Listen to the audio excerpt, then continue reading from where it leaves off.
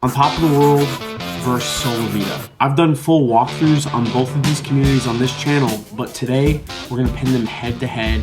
Both these communities are probably on your short list if you're looking in Central Florida. They get lumped together all the time. They're two big communities, they're similar prices, but they could not be more different. We're gonna start with location because I think this is the biggest mistake people make, is they really put them in the same bucket, but they're two totally different worlds. And then we're gonna talk pricing. Home prices are kind of similar, there's some discrepancies there, but if you look at the HOAs, Solivita seems like it has much better HOAs, but there is a catch, and it sort of evens the playing field. So we'll dive into that. And then we'll also talk about the amenities and the lifestyle. And then at the end of the video, I'm gonna throw the villages in for two reasons. I couldn't pass up on the price comparison here. It's really interesting to see. Two, the villages sits right in between On Top of the World and Solivita. So we'll also chat a little bit about a good way to approach tackling seeing On Top of the World, the villages, and Solivita.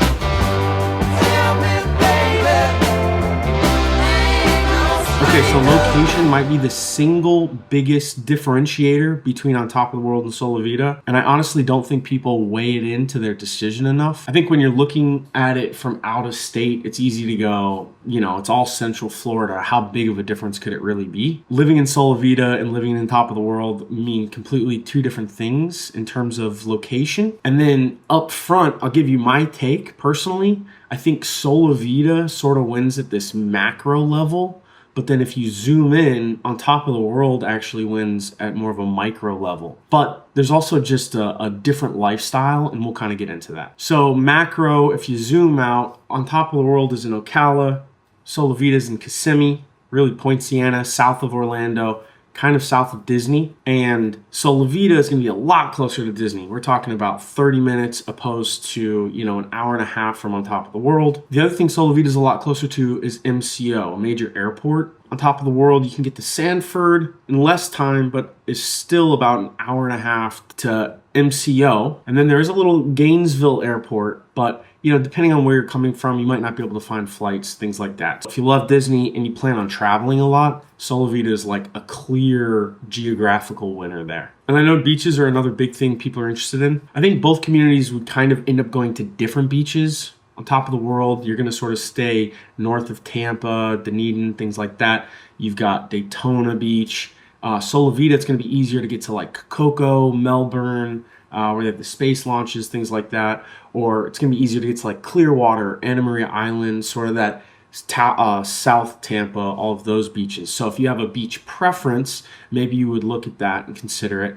Nonetheless, I mean, when it becomes over an hour, I mean, it's 90 minutes or 2 hours to a beach. The reality is it's a solid day trip either way, call it even. But I think the story really changes when you zoom into both of these and you kind of look at that 30-minute bubble. So for Solivita, it broke ground in 2000 and finished in 2025. And convenience sort of just finally caught up. For the longest time, the biggest complaint we had when people saw Solivita was they loved the community, but it was like there was no shopping around and it was sort of just hard to get to places. Now, there's an HCA Florida hospital right across the street. There's a big shopping plaza with Sprouts. It's got banking, pharmacies, urgent care, plenty of restaurants. I mean, it's a huge upgrade for Solivita, and it's literally right across Cypress Parkway from the front gate. So you've got a four-way light that literally coming out of the gate of your community, you can cross and go straight into this big shopping plaza. Now, can you take a golf cart from Solivita to HCA, the hospital, or any of this shopping plaza? I hear different things constantly, even amongst residents, but I'm gonna try to settle this right now.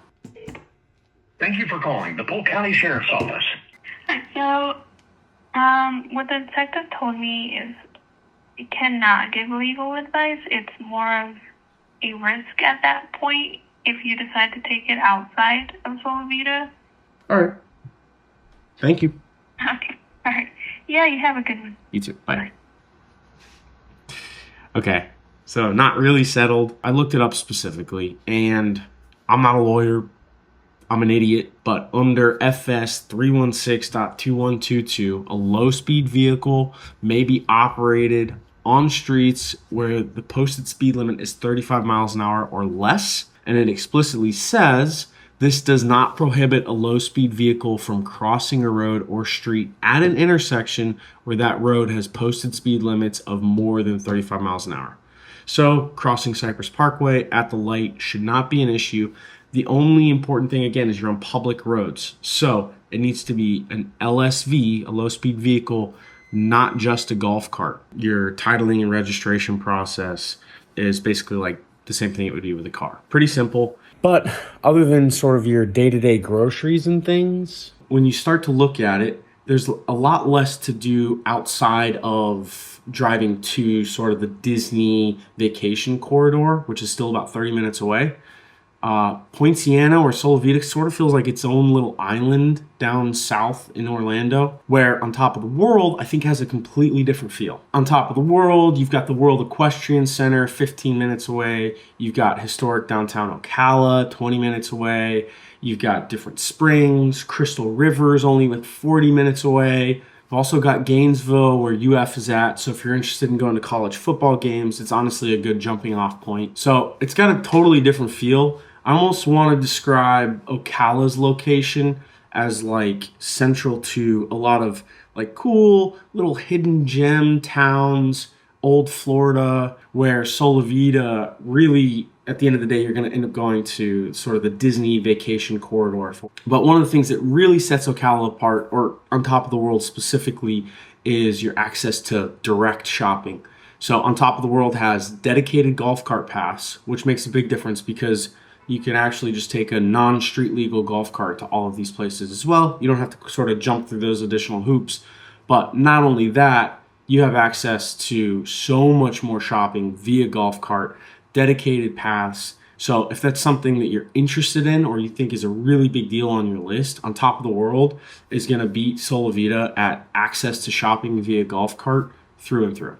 All right, so we're going to talk pricing. For this, I did have an agent in each of the communities pull a report so we can kind of get an idea of median price, how long homes are on the market, things like that. So we'll chat with them.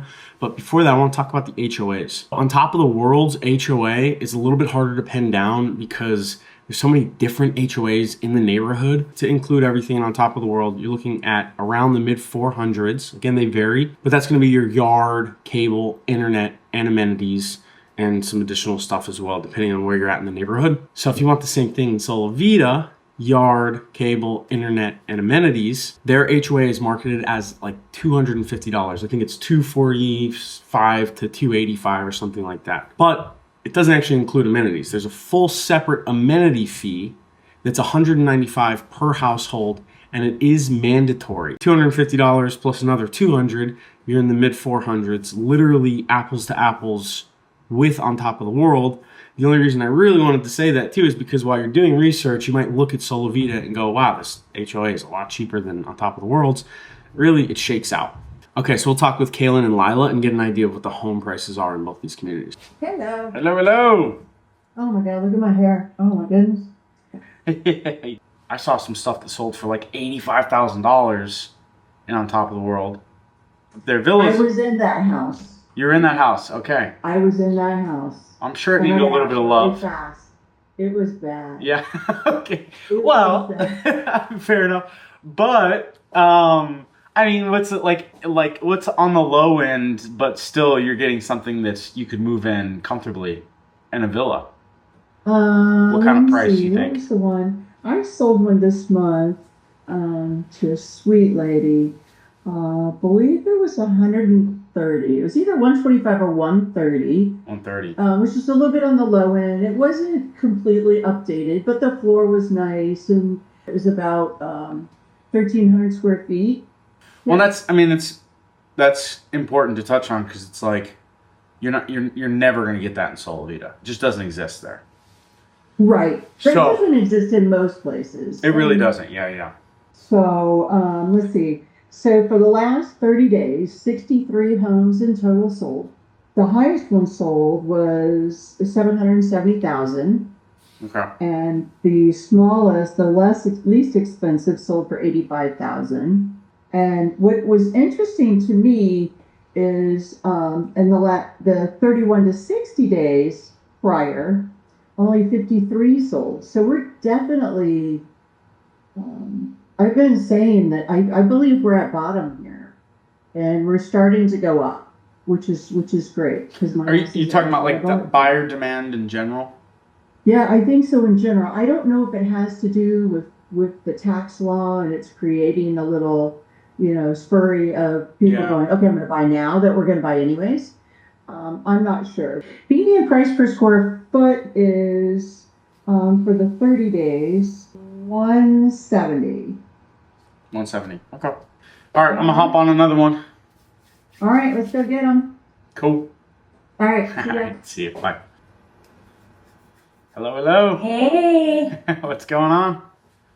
how are you? I'm on my second cup of coffee, so I'm ready to go. So within the last 30 days, there's been 22 houses that have sold. So ranging from 193,000 to just under 560. Okay. The median, you're looking at the high threes, about 375. And then that's $178 per square foot. 178 a square foot. Yes. Yep. Okay. Yep. And we're looking at 96 days on the market. And just within the last couple of weeks, we're seeing things really start to move. I mean, within the last 2 weeks. So I looked, there was, I think, 82 houses. I looked 3 days later, there's now 72. So just like that, we're seeing things start to move again. Wow. Okay. That's like beat for beat what Kaylin just said. Oh, really? Yeah. Oh my goodness. So she's seeing the same thing. That's cool. Well, happy Friday. All right. Happy Friday. Talk to you soon. Bye. Bye. All right, so amenities and lifestyle, we're going to talk about these. Really, both these communities have a ton of amenities. So there's a few specific things that if you're interested in, might sway your decision one way or the other. But one thing I did want to mention as well that could make this decision super easy for you is if you want to build new on top of the world is still building, Solivita is built out. So if we look at the decision matrix on explore55plus.com, I just want to point this out. So both have golf cart shopping, natural gas, and personal fencing. I know natural gas and personal fencing are important to certain people. Golf cart shopping, talked about that. They both have it. One, you have to go through a little bit more tape to be able to do so because you have to have a registered titled LSV and you're going to have access to a lot less. So they're definitely not the same. One other thing to point out too is On Top of the World does have a stay and play. Now, depending on what you're looking for, if you really think you want On Top of the World, that stay and play option is fantastic and we can help you book that. I'm probably going to encourage you, or at least at the end of the video, to go to the villages instead, but it depends on what you're looking for. And we'll open that can of worms later. But Solivita's built out, so there's no stay and play. So you see, they both have a ton of amenities. Now, On Top of the World does have an RC playing field and an RC car track. On Top of the World, actually, I want to say culturally has probably one of the biggest sort of gatherings of people that are interested in that. They've really promoted it hard, and it's one of the only communities that I know that has an RC playing field. Even the villages, which we'll talk about, has an RC car track, but no RC playing field. And then they do have a resistance pool. I mean, both communities have tons of fitness, lap lanes, things like that. So if there's any specific reason a resistance pool would be a big deal to you, it's just one of those things. Neither of these communities have bowling. Neither of these communities have boating. Now, On Top of the World doesn't have fishing either. So in Solivita, there's a kayak launch. You can't take boats through the lakes. But if you want to fish, that is something that's available. On Top of the World has no water whatsoever. It's all dry retention. So it comes with a couple things. You can't fish. Water's, to some people, beautiful to look at. So you can get water views in a lot of the homes in Solivita. On Top of the World's going to have no water. But then also on the flip side of that, if you're scared of gators, then On Top of the World, you don't have to worry about it. Solivita does not have RV and boat storage inside the community. I think they have one right across the lot. And then last one, platform tennis. Neither of these communities have platform tennis. You don't know about it. It's kind of like pickleball and padel, where you're in that glass enclosure, but it's like chicken wire. It's pretty cool. It's a big deal in the villages. And I think that's actually a perfect transition. So I'm going to add the villages to the short list, and then we can sort of do a comparison there. So amenity-wise, I mean, you almost can't compete with the villages. Again, golf cart shopping, all three of them have it, but the villages is unrivaled in terms of golf cart access. There's a whole city built around golf cart access. And I actually do a video where I hitchhike from the most southern point in the Villages to the most northern point via golf cart. It kind of goes to show you, it was like a full day. I'll link that video at the end of this video if you do want to see it. It was kind of fun. Amenity wise, and I'm sure you guys know this if you are interested in the Villages, it's kind of like bar none. It speaks for itself. It's got everything. Now the pricing is very interesting when you compare the Villages and on top of the World and Solivita. So we talked to Lila and Kaylin, and you're looking at around $180 a square foot, give or take. The Villages is much more like the 250 all the way up to 350 and up square foot. Home prices are going to be a lot more, but then the HOA in the Villages is $164 to $189 a month, and that's technically not even the HOA. It says it's an HOA. They call it an amenity fee. So it looks like a steal when you compare it to on top of the World or Solivita, but that doesn't include anything other than the amenities. So yard, cable, all the other stuff that was included in the other HOAs, you're not going to get any of that. And then on top of that, there is a CDD, which both of these other communities do not have a CDD. And that CDD is anywhere from like $1,200 to $3,000 a year. It basically, if you look at a map and you had all the CDDs laid out, it would just go like north to south. The north would be a lot cheaper, and as it gets newer, it would get more expensive. And that's a lien on the property. So once it's paid off, it's paid off. So you could find a home in the Villages that has that CDD paid off, but it's paid over the course of like 20 to 30 years typically. So most properties are going to come with it because no one really pays it off. There's no incentive to. A lot of times you don't get that same dollar to dollar back when you sell your home. So there's kind of no reason not to just let it ride. So that could work out to like $250 a month. And then on top of that, there's a maintenance assessment that shows up on your same tax bill, and it's like $600 to $1,400 a year. And that does not go away. So you're talking another $50 to $120 a month. This can range, like best case scenario, you're just paying, $50 a month plus the amenity fee, close to $200 a month. But then you've got to get your own lawn, internet, and all the other stuff, right? Or you could be paying, if you're in the newer section, CDD's not paid off, maintenance fee, like close to $500 a month. And again, that does not include lawn. It doesn't include any of the other stuff. So you definitely are kind of paying a premium to be in the Villages. I mean, you're paying for the lifestyle. It's a totally different ball game. And I've heard Villages residents call it the Villages tax before. They kind of talk about just everything sort of inside the Villages is more expensive, and you can immediately get outside of the Villages and things become more affordable. All right, so the base camp. The other reason I really wanted to include the Villages is because it's a perfect jumping off point. If you wanted to see all three of these communities, it's a really good place to stay. Not only that, if there's other communities that you're interested in seeing in Central Florida, honestly, most of the time the Villages is pretty central to that. Now, the Villages does have a play and stay. You get paired with a developer agent, and their incentive is to sell you a new home. That's where the developer makes all the money. So if you're interested in building new, and you're considering the Villages, it's actually a really good way to go. You can kind of get the ins and outs of what it would be like to build new in the Villages. You sort of get an itinerary from them, but the other option is you can Airbnb in the Villages. So you can find an Airbnb with a golf cart. You do have to look out, because if you want access to the amenities, you have to make sure that the homeowner will give you a guest pass. Part of the reason I like this is because if you're not interested in new build, you have the opportunity to see resale on your own, but then you also kind of have more control over your own itinerary. And even if you're one of those people that you're like, no way, I'm not interested in the Villages, I would encourage you, or let me back up here.